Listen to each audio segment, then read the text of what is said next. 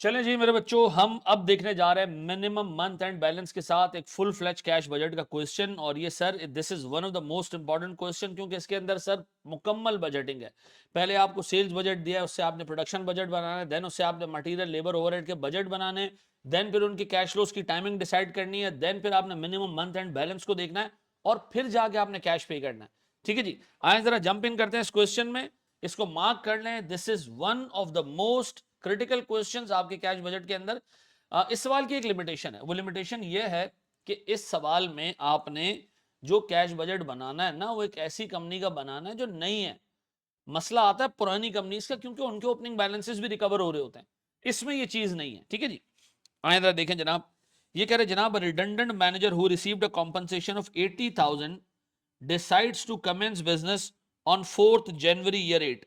Sir January year 8 पे हम business शुरू करने जा रहे हैं, हमारे पास जेब में 80,000 रुपए, मैन्युफैक्चरिंग का product which he knows there is a ready market. Sir हमारे पास एक ऐसा प्रोडक्ट हम बनाने जा रहे हैं, बेचने जा रहे हैं जो, अच्छा देखें वर्ड लिखा हुआ रिडंडेंट मैनेजर। रिडंडेंट मैनेजर का मतलब हमें कहीं से लात मार के निकाला गया है। ठीक है जी, अब हम अपनी प्रोडक्शन करने जा रहे हैं।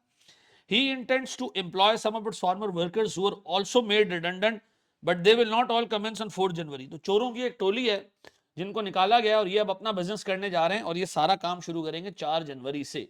ठीक है, जेब में कितने पैसे हैं हमारे पास? 80,000। Very good sir. Suitable premises have been, अंग्रेजी अंग्रेजी हैव बीन, ढूंढ लिया गया है। ठीक है जी, हैव बीन फाउंड। ठीक है जी, material costing 10,000 and a second hand machinery costing 60,000 have already been purchased out of 80,000। इसका मतलब है भाई ये दो चीजें तो इस 80,000 रुपए में से ऑलरेडी परचेज हो चुकी हैं। मतलब हम जो सोच रहे हैं कि हमारी जेब में 80,000 रुपए, ऐसा नहीं है बबुआ। हमारी जेब में कितना पैसा पड़ा है? हमारी जेब में 80,000 में 60,000 रुपए की मशीन निकल गई है और 10,000 रुपए का हमने स्टॉक ले लिया है, तो हमारी जेब में टोटल पैसा ही 10,000 रुपया है। ठीक है, the machinery has an estimated life of 5 years. देखो ये जानना बहुत जरूरी है कि जो तुमने फिक्स्ड एसेट खरीदा है उसकी लाइफ 5 साल है। इसका मतलब है मेरी 60,000 रुपए पे जो एनुअल डेप्रिसिएशन निकलेगी वो निकलेगी कोई 12,000 रुपए। ठीक है जी, और ये जानना इसलिए भी जरूरी है कि 12,000 का डेप्रिसिएशन अगर सालाना है और मैं इसको मंथली सर 12 से डिवाइड कर दूं तो मेरे पास सर मंथली डेप्रिसिएशन 1,000 रुपए का आता है। तो इतना रखिएगा जहन में कि नीचे जो फिक्स्ड ओवरहेड्स आ रहे होंगे उसमें 1,000 रुपए का एक नॉन कैश एक्सपेंस शामिल होगा, ये दिमाग में रखिएगा। चलो जी सर, रेजिडुअल वैल्यूज की नील है, तो इसका मतलब 80,000 में से हमने ऑलरेडी खरीद लिया एक एसेट और ऑलरेडी हमने मटेरियल खरीद लिया 10,000 रुपए का। तो the only amount that we are left with is 10,000 rupees. ठीक है, फिर जी फर्स्ट एडजस्टमेंट। अब देखो मैं एक एक एडजस्टमेंट को मार्क करता जाऊंगा और फिर मैं देखूंगा जनाब उसकी उसकी सिग्निफिकेंस पूरे सवाल में किस जगह पे आ रही है। नंबर 1, product will begin, ये production है, production will begin on 4 January and 25% of the following month sales will be manufactured in January. Each month thereafter the production will consist of 75% of current month sales and 25% of the following month sales। Urdu जुबान में ये बंदा ये कह रहा है कि आपने हर महीने एडवांस में प्रोडक्शन करनी है अगले महीने की 25%। इसका मतलब है सर जनवरी में नीचे जाऊं तो मुझे कोई सेल नजर नहीं आ रही है, तो जनवरी में कोई सेल है ही नहीं, तो सेल है किसमें? फेब में। फेब के लिए 25% जनवरी में प्रोड्यूस करेंगे और बाकी कितना बचा 75% वो हम जाके फेब में ही प्रोड्यूस करेंगे। फेब में क्या करेंगे फिर? 75% फेब का और 25% मार्च का। इसका मतलब है सर ये कंपनी 25% एडवांस प्रोडक्शन करती है और 75% मंथ ऑफ सेल्स में प्रोड्यूस करती है, ऐसा। तो इसका मतलब बाबू हमें जनवरी में प्रोडक्शन करनी पड़ेगी। चलो जी, फिर सर पे सेल्स अमाउंट भी दी हुई है, सबकी सेल्स वैल्यूज भी दी हुई हैं and at the same time units भी दिए हुए हैं।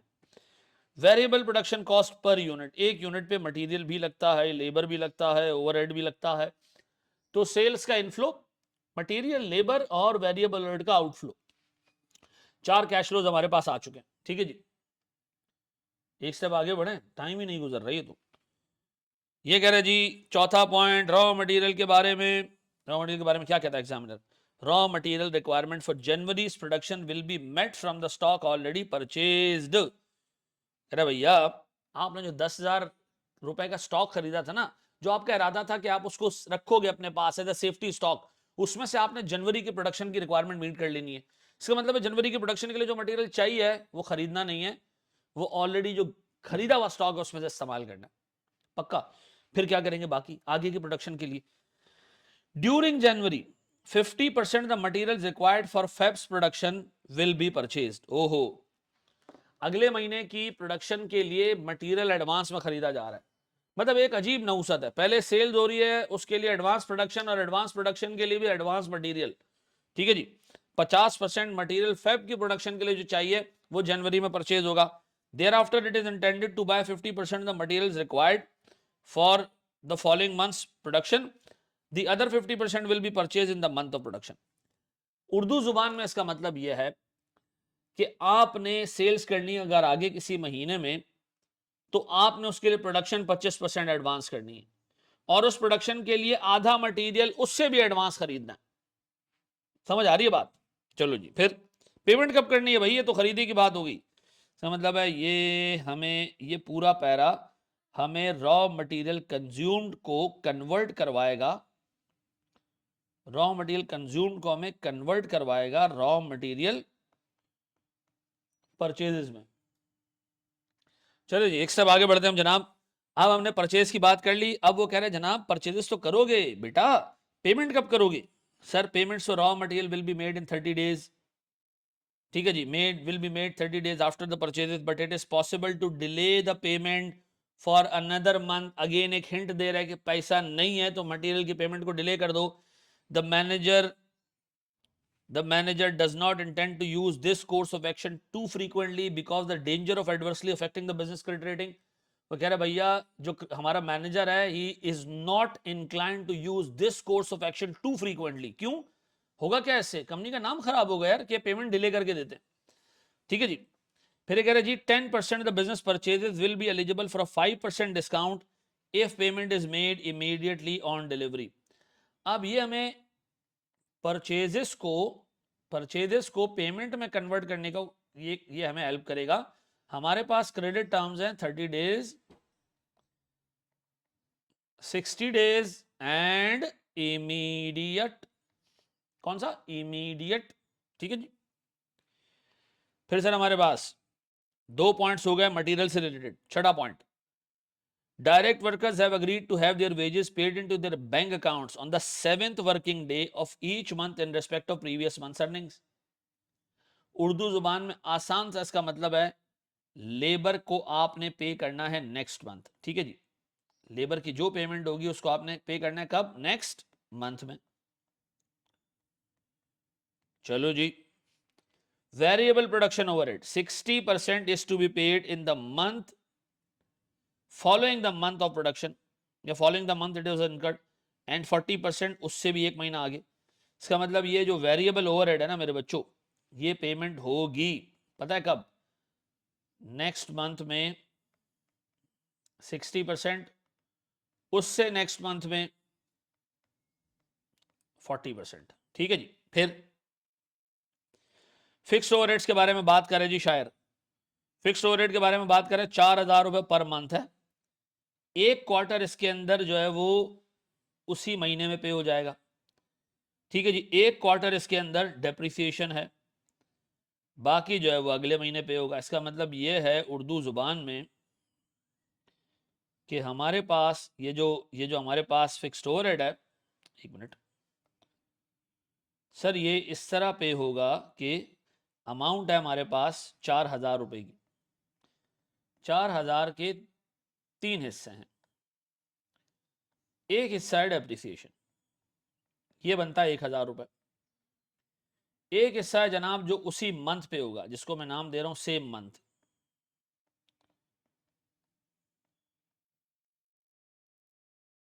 और बाकी 50% यानी आधा नेक्स्ट मंथ में पे होगा 2,000 रुपए। ठीक है।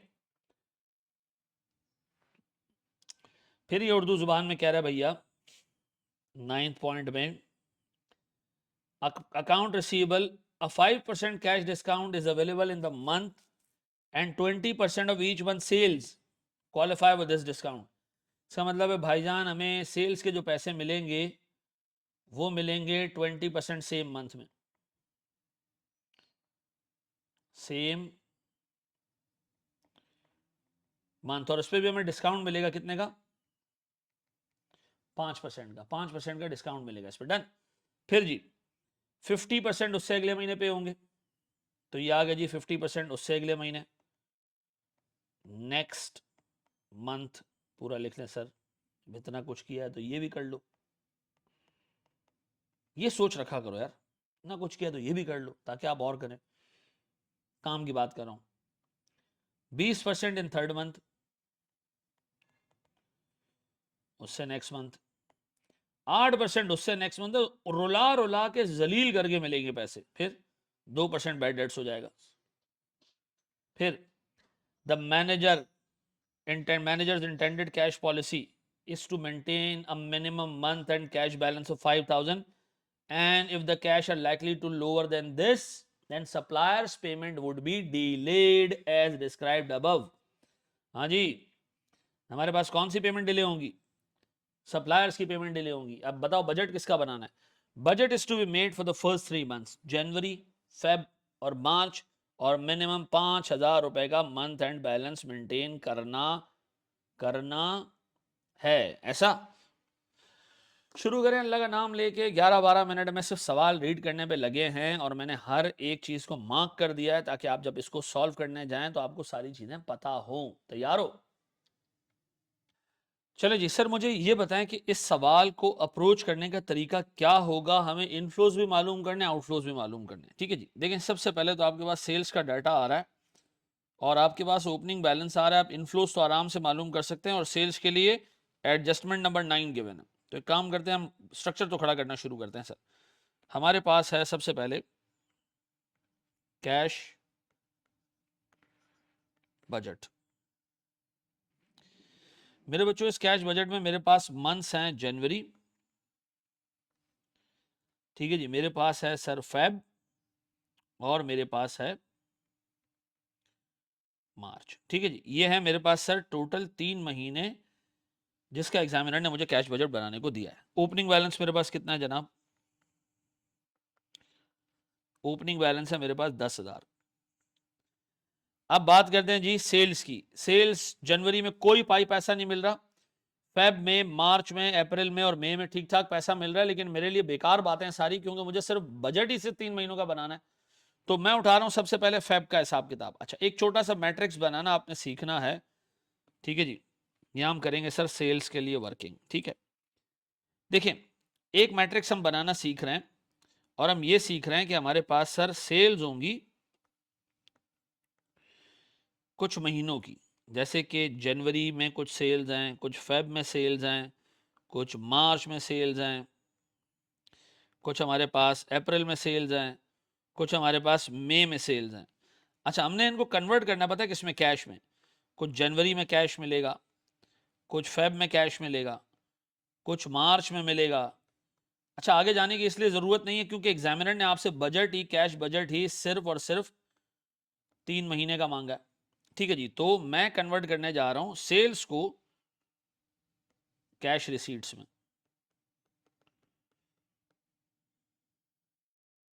ठीक है जी,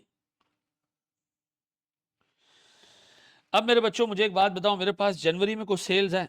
नहीं, कोई सेल्स जनवरी में नहीं, नथिंग इज रिसीवेबल इन जनवरी। हाँ, फेब में सेल्स है 80,000 की, फेब की सेल्स उठाओ सर, ये सेल्स है 80,000 रुपए की। फेब की सेल्स 80,000 रुपयों में से पहले महीने उस बंदे ने आपको बताया है कि पहले महीने 5% डिस्काउंट भी मिलेगा और आप पहले महीने 20% पेमेंट कर सकते हो। तो सर हमें काम करने जा रहे हैं, क्यों जल्दी पैसा पे करें, 20% ही पे करते हैं। ठीक है जी, और इस पर हम ले लेते हैं कितना, 5% का डिस्काउंट, यानी 95% हम पे करते हैं ऐसा। तो हमारे पास सर 80,000 का 20% 16,000 होता है। ठीक है जी,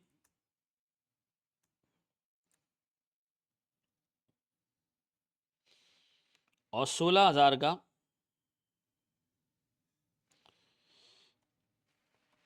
80,000 का 20% हमारे पास सर 16,000 होता है और उसका 95% हमारे पास 15,200 रुपये होता है। तो ये वो रिसीट है जो हम एक्सपेक्ट कर रहे हैं कि हमें कब मिल जाएगी, ये हमें मिल जाएगी इंशाल्लाह फेब के महीने में। फेब की sales no amount to be received in January, Feb में रिसीव होगी कितनी? 15,200। अच्छा, ये तो हो गई पहले महीने का हिसाब किताब।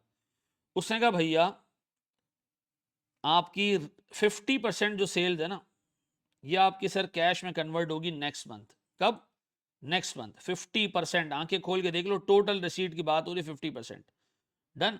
तो 50% का मतलब ये कि 80,000 का 50% इस 40,000।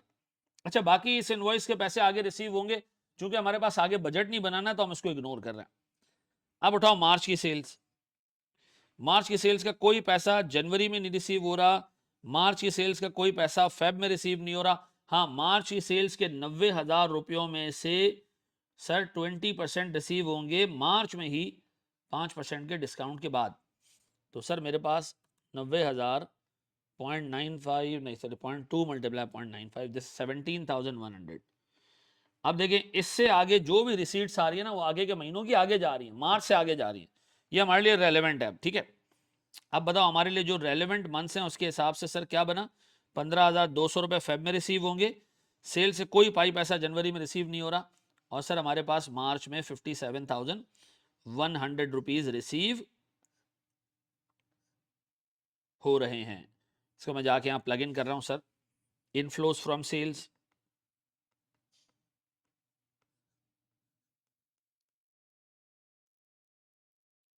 नील। सर मेरे पास 15,200 फेब में, और मेरे पास सर 57,100। पक्का यही है 15,200 और 57,100। बेहतरीन, सेल्स हमारी कंप्लीट हो गई सर। उससे आगे के महीने चाहिए नहीं हमें, तो इग्नोर करना हमने। सेल्स के बाद अब हमने उठाना है आउटफ्लोज, मटेरियल। लेकिन मटेरियल तो सेल्स के लिए नहीं, प्रोडक्शन के लिए चाहिए होता है। अब इसका मतलब है हमें सेल्स को प्रोडक्शन में कन्वर्ट करना है। अब इन नंबर ऑफ यूनिट्स को जो कि सेल्स के लिए गिवन है, आपको पहले प्रोडक्शन में कन्वर्ट करना पड़ेगा, फिर प्रोडक्शन के लिए आप मटेरियल, लेबर और ओवरहेड्स लेंगे। तो एक काम करते हैं, कुछ ऐसी रिक्वायरमेंट दी हुई है। हाँ दी हुई है बिल्कुल सर। पहली रिक्वायरमेंट ये कि 25% प्रोडक्शन एडवांस में होनी है, 75% उसी महीने में होनी है जिस महीने में सेल होनी है। 25 एडवांस 75 उसी महीने में, 25 एडवांस 75 उसी महीने में, 25 एडवांस और 75 उसी महीने में। तो एक काम करते हैं, हम बनाते हैं सबसे पहले प्रोडक्शन बजट।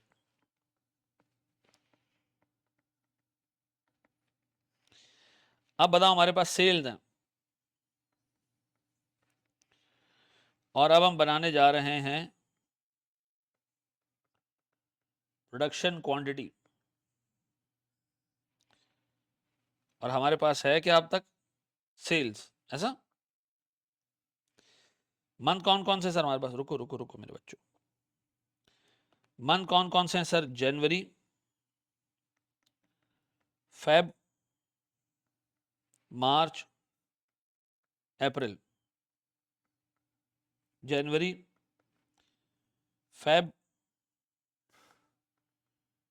मार्च, अप्रैल।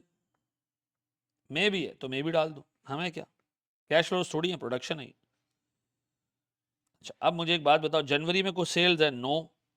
फेब में सेल्स हैं? जी हाँ है सर। कितने की? फेब में नंबर ऑफ यूनिट्स बताना। सेल्स है 3200 यूनिट्स की, तो 25% एडवांस, 3200 का 25% फेब में की सेल्स है, जनवरी में प्रोड्यूस हो जाएगा 800। 3200 का 25%, 3200 का 75%, 2400। देन मार्च की सेल्स उठाओ, मार्च की सेल्स 3600, 3600, 3600 का 25%, 900। सर 75%, 2700। अब बताओ अप्रैल की सेल्स, अप्रैल की सेल्स 4,000 और फिर भी 4,000, 4,000 अप्रैल की सेल्स एडवांस में, 4,000 अप्रैल की सेल्स एडवांस में। मार्च में प्रोड्यूस होगा 1,000 यूनिट और 3,000 यूनिट। मई के महीने में 1,000 यूनिट और फिर 3,000 यूनिट। अब बताएं सर, मेरे पास जो प्रोडक्शन प्लान बन के सामने आया है, 800 यूनिट जनवरी में प्रोड्यूस हो रहे हैं सर, 3,300 यूनिट्स फेब में प्रोड्यूस हो रहे हैं सर, 3,700 यूनिट सर मार्च में प्रोड्यूस हो रहे हैं सर, 4,000 यूनिट मेरे पास अप्रैल में प्रोड्यूस हो रहे हैं। और मई की रिक्वायरमेंट मुकम्मल नहीं है तो मैं सिर्फ 3,000 ले रहा हूं, क्योंकि इसमें मई के बाद जो है वो जून के महीने की एडवांस प्रोडक्शन होनी थी, वो मेरे पास डाटा नहीं है, ठीक है। ये आगे मेरे पास प्रोडक्शन रिक्वायरमेंट सेल्स के बाद डन। अभी काम करते हैं मेरे प्यारे बच्चों, हम जाते हैं मटेरियल के उस पे जाएं, नहीं मटेरियल पे हम जाएंगे बाद में, पहले हम जाएंगे किस पे, लेबर पे, वेरिएबल ओवरहेड पे, फिक्स ओवरहेड पे, फिर हम जाएंगे मटेरियल पे, ठीक है जी। क्यों? क्योंकि मटेरियल की पेमेंट को आप डिले कर सकते हो मिनिमम मंथ एंड बैलेंस देखते हुए, ऐसे ही है। यहां सर इसको एब्जॉर्ब करें, बढ़ते हैं एक स्टेप आगे। चलो जनाब आली, हम जाते हैं लेबर के कैश फ्लोस को बनाने के लिए। लेबर हमारे पास है, बड़ा आसान। एग्जामिनर ने कहा लेबर को पैसे पे करने हैं नेक्स्ट मंथ, ऐसे ही कहा है। चेक करो उधर आओ जनाब, ये कह रहा है direct wages, direct labours have agreed to have their wages paid in their bank accounts in the next months in respect of previous months earnings. Okay, तो मुझे एक बात बताओ, लेबर की कॉस्ट कितनी है पर यूनिट? सर 6 रुपए। इसका मतलब है प्यारे भाई, जो जनवरी की प्रोडक्शन है ना 800, इसके पैसे फेब में पे होंगे। जो फेब के पैसे हैं सर, जो फेब के पैसे हैं ये पे होंगे मार्च में। तो मुझे बताओ सर, मेरे पास ये कितना आ रहा है और ये कितना आ रहा है?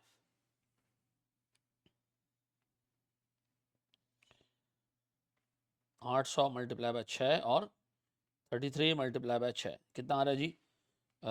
800 मल्टीप्लाई 6 रुपये ना लेबर की कॉस्ट, हाँ जी 4800। और हमारे पास आ रहा है सर 19,800, ऐसे ही है।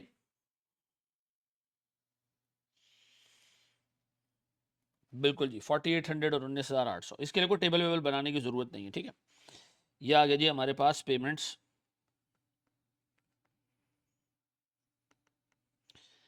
पेमेंट्स में सबसे पहला पार्ट आ रहा है सर लेबर का, नील 4800 19,800, पक्का जी? ये गोल नहीं होगा अब हमसे। चलो जी, फिर इसके बाद जी लेबर के बाद वेरिएबल ओवरहेड्स। वेरिएबल ओवरहेड के लिए थोड़ा सा हमें काम करना पड़ेगा। वेरिएबल ओवरहेड्स के लिए हमें थोड़ा सा काम करना पड़ेगा। हमें वेरिएबल ओवरहेड के एक्सपेंस को कैश में कन्वर्ट करना पड़ेगा। वेरिएबल ओवरहेड के एक्सपेंस को कैश में कन्वर्ट करना पड़ेगा। प्यारे भाई मुझे बताओ, मेरे पास है जनवरी, फेब, मार्च, जनवरी, फेब और मार्च, 3 महीने का हमें कैश बजट बनाना है। जनवरी में कोई प्रोडक्शन है? हाँ है, ये रही भाई 6,800। इसके लिए कितने रुपए का वेरिएबल रेट लगेगा? 2 रुपए का रेट है। 800 मल्टीप्लाई बाय 2, 1600। वो कह रहा है 60% अगले महीने नेक्स्ट, और 40% उससे भी अगले महीने। 40% उससे भी नेक्स्ट, ठीक है जी, नेक्स्ट टू नेक्स्ट। अब बताएं सर, मेरे पास 1600 का जो कि प्रोडक्शन है जनवरी की, पैसा पे होगा फेब में कितना जी? 960, 60% और 640। फेब की प्रोडक्शन है कुछ? हाँ हाँ बिल्कुल है। कितनी जी? 3300 मल्टीप्लाई बाय 2, ये हो जाएगा 6600। इसका 60%, 60% इसका पे करेंगे हम कब सर? Next month. वो कितना होता है जी? ये होता है 3960। बस इससे आगे आपको जाने की जरूरत नहीं है, इसलिए कि हमें सिर्फ कैश बजट बनाना ही 3 महीनों का। तो 960 और 4600। चलो जी लगे, या तो इसको हम ऊपर पोस्ट करते हैं। 960 और 4600, ये हमारे पास सर वेरिएबल ओवरहेड के नंबर्स हैं, ठीक है। वेरिएबल ओवरहेड्स नथिंग, 960 और 4600, डन। चलो मेरे बच्चों, फिर इसके बाद हम बात करते हैं जी फिक्स्ड ओवरहेड, क्योंकि हम मटेरियल पे बात नहीं कर सकते। फिक्स्ड ओवरहेड के बारे में बात कर रहे हैं कि जी 4,000 रुपये टोटल फिक्स्ड ओवरहेड है। एक क्वार्टर उसी महीने पे होता है, एक क्वार्टर जो है वो हाफ अगले महीने पे होता है, और बाकी डेप्रिसिएशन है। इसका मतलब ये है कि पहले महीने, यानी अगर मैं एक छोटा सा मैट्रिक्स इसके लिए भी बना दो, मुझे ज़रूरी नहीं है लेकिन सिर्फ समझाने की खातिर, जनवरी, फेब और मार्च, सर यहाँ पर भी जनवरी, फेब और मार्च। देखो जनवरी में आपने फिक्स ओवरहेड पे करना है 4,000 का 1 क्वार्टर, 1,000, आधा अगले महीने पे करना है।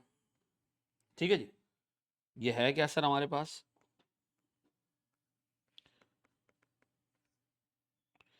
ठीक है जी, आधा अगले महीने पे करना है। फिर फेब के महीने का 1 क्वार्टर यहाँ पे करना है, आधा अगले महीने। बाकी जो रिमाइंडर है ना वो डेप्रिसिएशन है। मार्च के महीने का 1,000 इधर, बाकी आगे आगे हमें चाहिए नहीं है सर।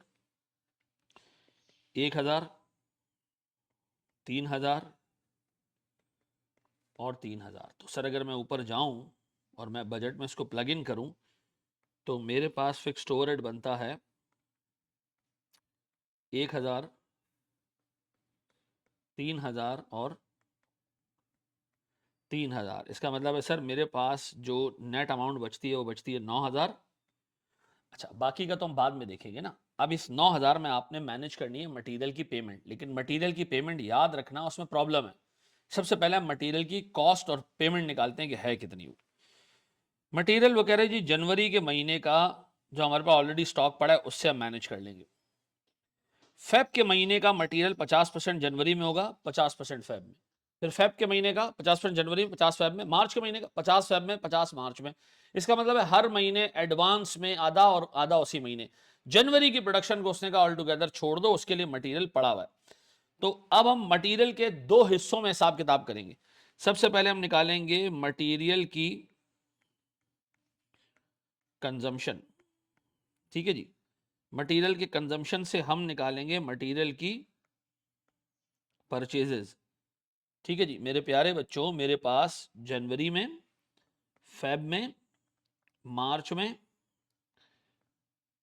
और अप्रैल में परचेजेस कितनी होनी है देख लेते हैं। अप्रैल की खैर जरूरत नहीं है हमें। जनवरी, फेब, मार्च, अप्रैल, ये है मेरे पास sir consumption. So this is all about material consumption. और ये है हमारे पास मटेरियल की परचेजेस। देखो जनवरी में जो मटेरियल कंज्यूम होना है ना उसके लिए कोई परचेजेस की जरूरत नहीं है, क्योंकि हमारे पास ऑलरेडी 10,000 का स्टॉक पड़ा है, हम उसे मीट कर लेंगे। बाकी स्टॉक का क्या होगा, कुछ नहीं लिखा सवाल में, इग्नोर कर दो, क्योंकि हमने 10,000 का स्टॉक खरीदा है तो जनवरी के महीने के लिए इतना स्टॉक नहीं चाहिए।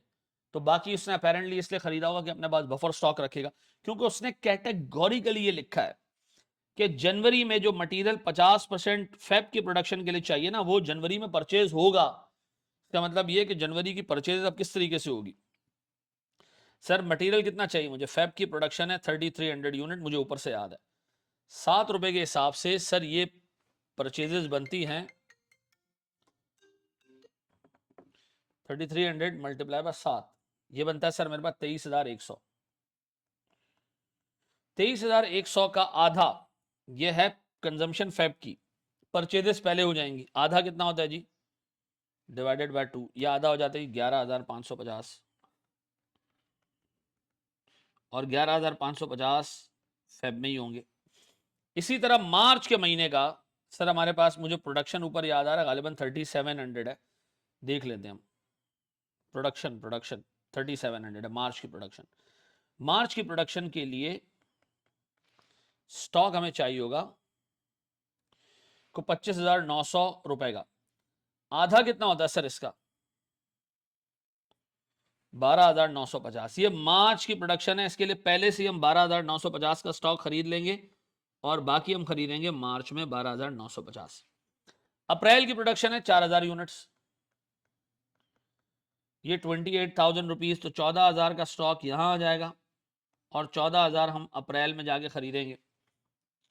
अब मुझे एक चीज ये बताओ प्यारे बच्चों, मेरे पास 11,550 रुपए का मटेरियल परचेज होना है जनवरी में। सर 11,550 प्लस 12,950, ये परचेज होना है 24,500 का फेब में। फिर 12,950 प्लस 14,000 परचेज होना है 26,950 इधर। और सर इसको तो छोड़ना, ये आधा अधूरा है, इसके बारे में हम कुछ नहीं कर सकते। बस हमें 3 इनवॉइसेस मिल गई हैं, ये जनवरी की इनवॉइस है, ये फेब की इनवॉइस है और ये मार्च की इनवॉइस। आप चाहो तो इनमें से इमीडिएटली 10% पे कर दो, आपको 5% का डिस्काउंट मिल जाएगा। बाकी को आप 30 दिन आगे लेके जा सकते हो और मैक्सिमम 60 दिन लेके जा सकते हो। ये हमारे लिए हिसाब किताब इसी तरह का, ठीक है। अब एक काम करते हैं हम जरा, हम सबसे पहले उठाते हैं जनाब जनवरी के इस अमाउंट को, जनवरी की इनवॉइस को।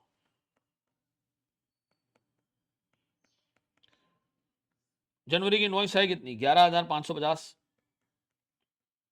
इसका 10% का 95% मैं जनवरी में ही सेटल कर सकता हूं।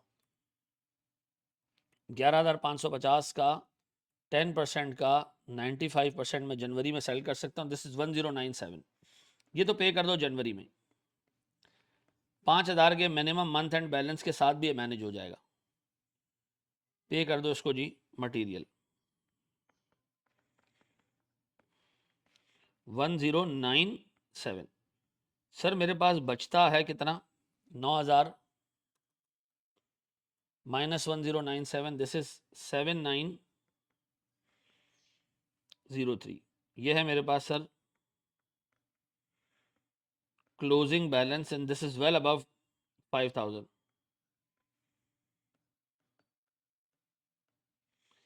अब बताएं सर, मेरे पास 7903 प्लस 15,000 समथिंग, ये हो जाता है मेरे पास सर सारी चीज़ें एडलेस करने के बाद 14,343। ये मेरे पास हैं।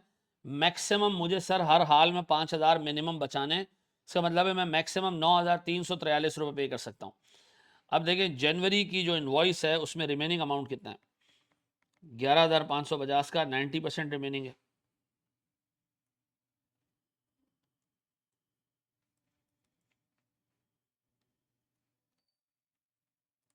ये सर 10,395, ये तो मैं पे ही नहीं कर सकता हूँ।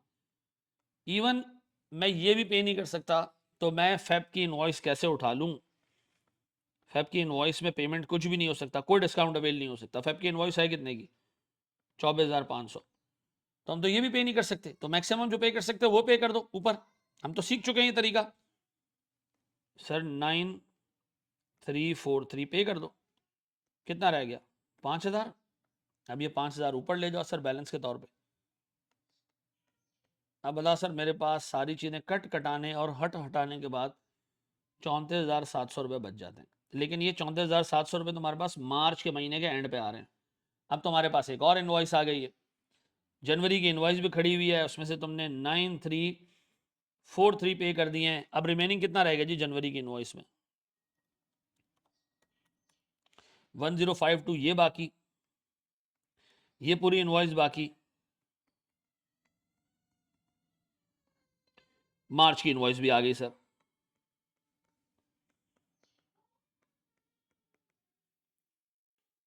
मार्च की इन्वॉइस आ गई कितने की सर, 26,950।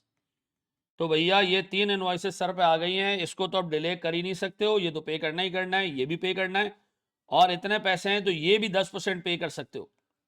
10% multiply by 95%। बताएं सर, मैं 26,950 मल्टीप्लाई बाय 0.1 मल्टीप्लाई 0.95, ये मैं पे कर सकता हूँ 2560। अब बताओ सर, अगर मैं आपसे पूछूं ये तीनों मिला के कितने बनते हैं, मैक्सिमम हम पे कितना कर सकते हैं सर, हमें पे करना कितना चाहिए, पेमेंट इन मार्च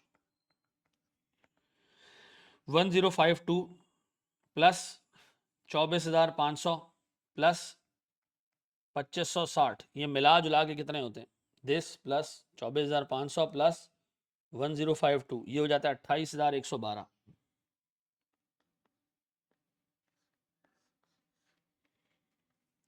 28,112 में उठा के लेस कर रहा हूं सर यहाँ से, इतने पैसे हैं। हाँ सर, आराम से 5,000 का मंथ एंड बैलेंस कवर भी हो जाएगा और हमारे पास 6,588 रुपीज़ बच भी जाएंगे। ठीक है जी सर, ये बजट देख लीजिएगा अच्छे तरीके से। It was a comprehensive question, हमने इसको अच्छे तरीके से ग्राउंड किया। थैंक यू वेरी मच, जज़ाकल्लाह।